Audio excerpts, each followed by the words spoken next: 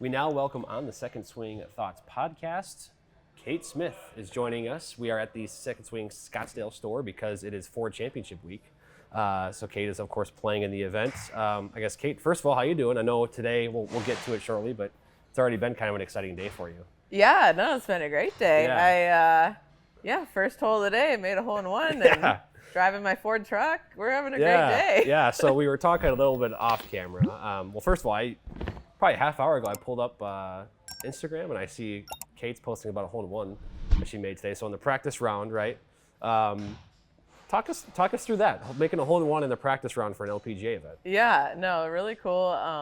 Hole 10 is a par 3, 172 yards, and hit 6-iron. My caddy and I were like TV tower, and I kind of blocked it to a tucked right pin, and we walked up there, and none of us knew it went in. So I had my putter, and there's a lot of other caddies doing their walks. There's like 10 of us on the green being like, it's in the hole. So it was awesome. So do you, because I know, my understanding of practice rounds for a professional event is there's, you study the green complexes, there's a lot of homework being done outside of just playing and keeping, you probably don't even keep score during a practice round. So like, is it kind of odd almost to like celebrate that? And then it's like, okay, now we actually have to do some work here. It was odd, especially, I got to do some putts, some chipping, and I kind of wanted to pick up, go to the next hole, right. And, so it was cool. I mean, any hole in one's just like special, but in a practice round, you're kind of jazzed, and you got to settle down and do some work. So. Yeah. Well, that's really cool. So let's kind of go back now a little bit in time.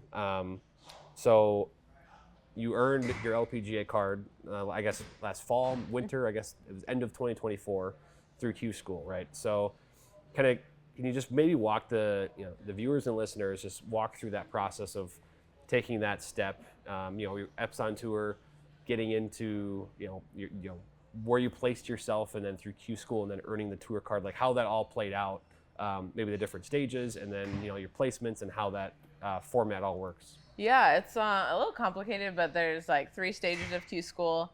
You're trying to get exempt through as many as you can. Ideally, for me, being on Epson, you want to top 15 and get your card.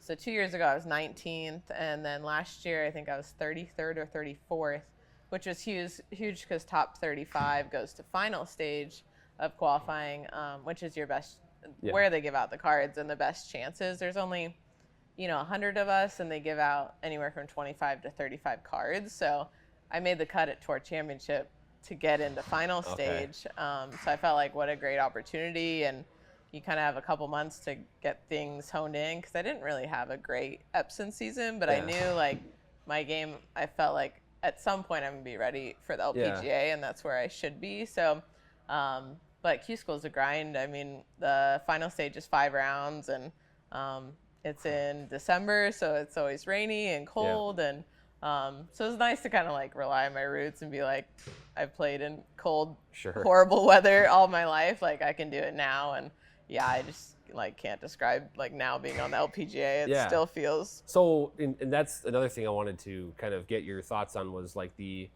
emotions and like the pressure of that, because I imagine ever since you were, a kid, LPGA was kind of a huge goal of yours when you realized, hey, golf is something I'm really good at. So with that, like, did you let that weigh on you? Did you think about it as you're in the process, or did you try to kind of zone that out and like make it simple of like, this is just golf, I just need to play my game? Yeah, I mean, I've worked with psychologists for quite a few years, ever since college. I work with one now, so you work on a lot of different coping mechanisms to like, breathing or trying to figure out how to stay in the present. But it hits you like all the time during Q School. You have to be like super in the present. I struggled with it big time my final round. Like I had built myself up a pretty good cushion to get my card, but I can't remember if it was like 14 and 15. I went bogey.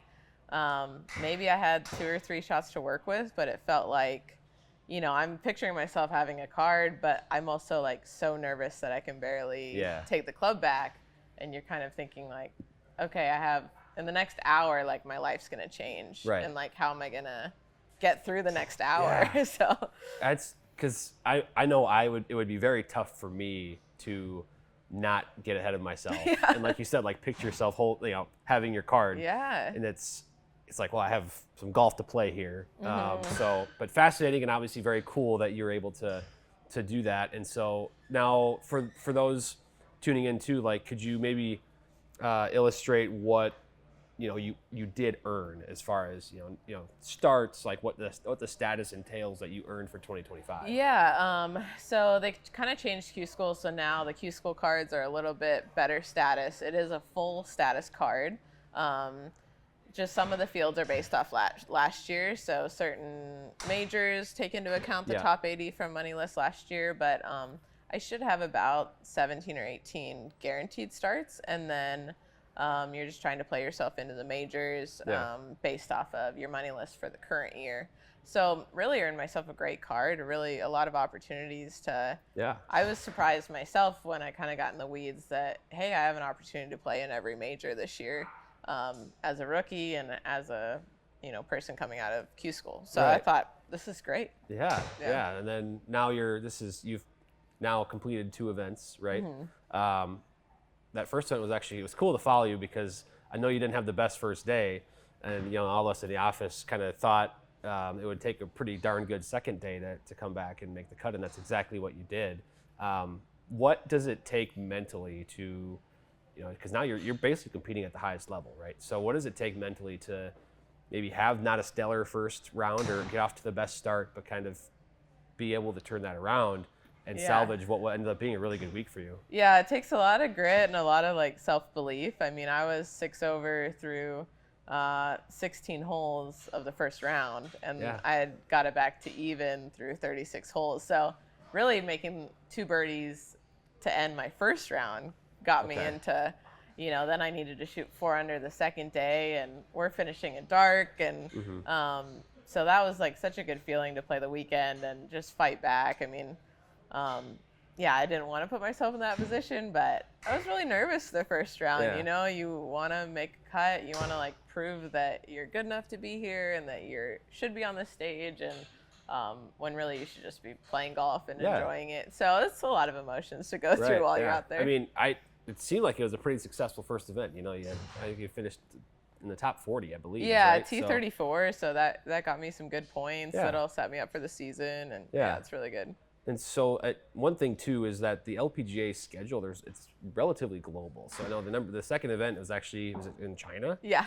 So obviously from where we are now, it's the other side of the globe. So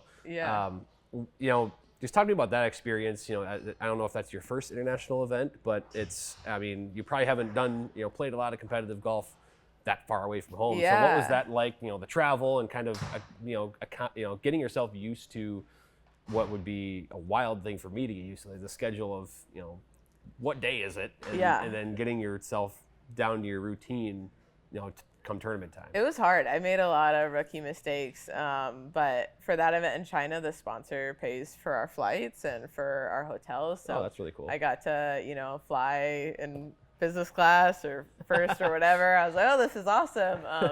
But yeah, it's 17-hour flight there, and then 2 other flights. So you're kind of dazed and confused, but it was a beautiful island. I took a local caddy. She was great.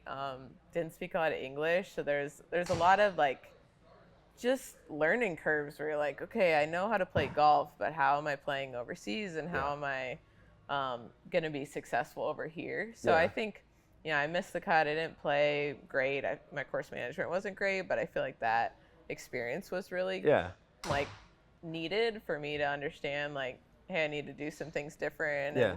And, it really makes LPGA this is the big time. We're flying across country, and you got to play well even when you might not be comfortable. Yeah. So I'll learn that. That is because again, that I'm just thinking about for me. A flight like that, a 17-hour flight plus, connecting flights or whatever there might have been. Yeah. That is, and then it's okay, well, now I have this really big golf tournament to play this week. I got to get myself on the right schedule, sleep schedule, and make sure that all works. That has to be a major adjustment while also having this kind of the heaviest weight. This is the second event in my career on the LPGA to still also think about that and try to compete. But Well, you think of like a lot, even recreational golfers, like you're gonna go to, the Holiday Station and get your Mountain Dew and your protein bar. Like there's no CVS where I could go get my, protein bars or anything. Like right. Everything that makes you maybe comfortable for a golf round, you might not have that with you. So it was really good. It was good to be uncomfortable. Like, in those moments, that's like making you better, and making you a better player. And as I mentioned, but like to be, the most successful players in the LPGA are playing all over the globe all the time. So that's obviously, something they had to get used to eventually as well, is something similar. So with that said, now that's kind of bringing us back to present day. Ford Championship this week down here at Whirlwind. Just outside of Phoenix, Scottsdale area. We've talked a little bit about it, but today you went out and played, was it 9 or 18 holes today?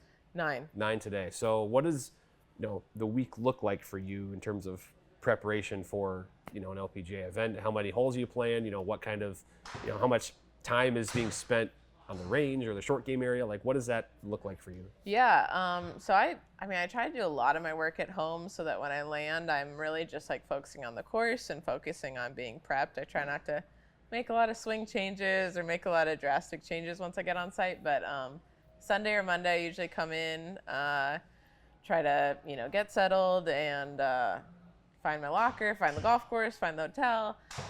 Usually try not to play the day I travel because sometimes, if you're feeling like a little off, it might mess with your confidence. So try to play 9 or 18 Tuesday and then either 9 or 18 Wednesday. Wednesday's a Pro-Am. I'm not in the Pro-Am this week. Some weeks I am. So I try to see the course like 1.5 times just to get a feel for really like the green speeds, like chipping and, how different bounces, different lines off the tee, and just really trying to do that. And then, whatever day I'm not playing, I try to do, 2 to 3 hours of short game and anything I need to get fixed on the range, alignment wise, or just seeing how I'm hitting the ball. So, So a little bit more work than say, the average person watching this for like their league event that week.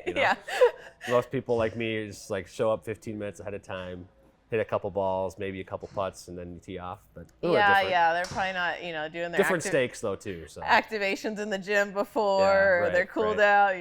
No, Theragun or a little different, but I mean, still the same game. Yeah. So same game, but also not the same game for many different reasons. Different skill level, stakes, course. That it's golf, but it's just different golf. Yeah. So, I'm starting to kind of wrap here. I did want to also bring up your fitting experience at, this would have been in the PGA Coaching Center, Second Swing fitting location with Blaine. We love Blaine. He's obviously awesome. But just kind of what, on an overarching level, what were you maybe looking to swap out, or what were you looking to upgrade, I guess, and then what did you kind of achieve in that session with Blaine? Yeah, I was really actually overdue for a fitting. I felt like I told him like whatever, like wipe the board. I kind of knew my driver needed a new shaft. I knew my irons were not holding the greens in the way that I needed them to for the LPGA. Like when I'm home or on Epson Tour where I was playing before, we'd have like a little slower greens, maybe a little bit softer. And I knew playing on the LPGA, I had one start before, other things I'd seen. I just needed to control like the ball a little bit better than I was.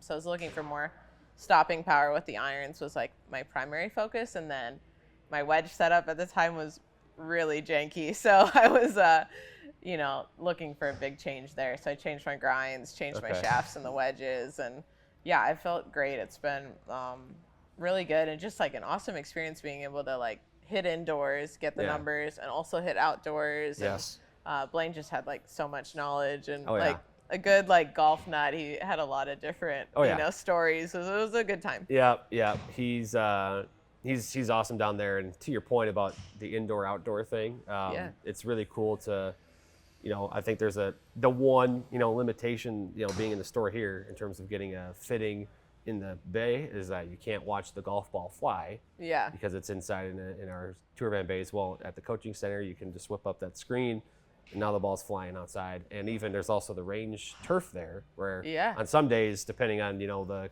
conditions and everything else, you can actually go out on the range and hit from the grass too. So, Yeah. but really cool that because I think a lot of people don't quite know about, hey, we have a fitting spot at the PGA coaching center.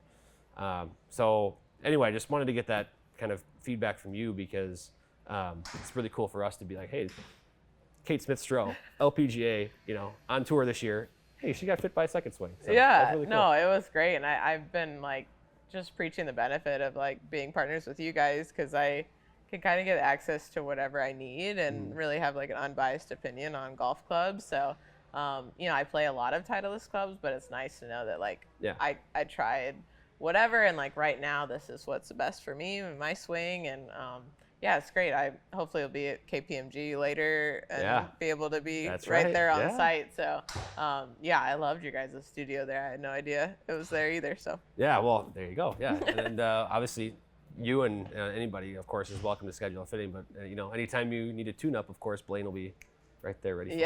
I'll get a good excuse to go back. For sure. Well, Kate, this has been awesome to get your kind of perspective on this whole whirlwind, pun intended, of the last few months for you. So, no kidding. So we wish you the best of luck this week. And I also encourage the golfers to, they can check out, I think on Instagram, your Kate, is it Kate.Stroh? Kate_Stroh, yep. Okay. So check her out on Instagram, and then also make sure you're subscribed to the YouTube channel. We got more content with Kate coming soon. So thank you, Kate, so much. Awesome. Thank you.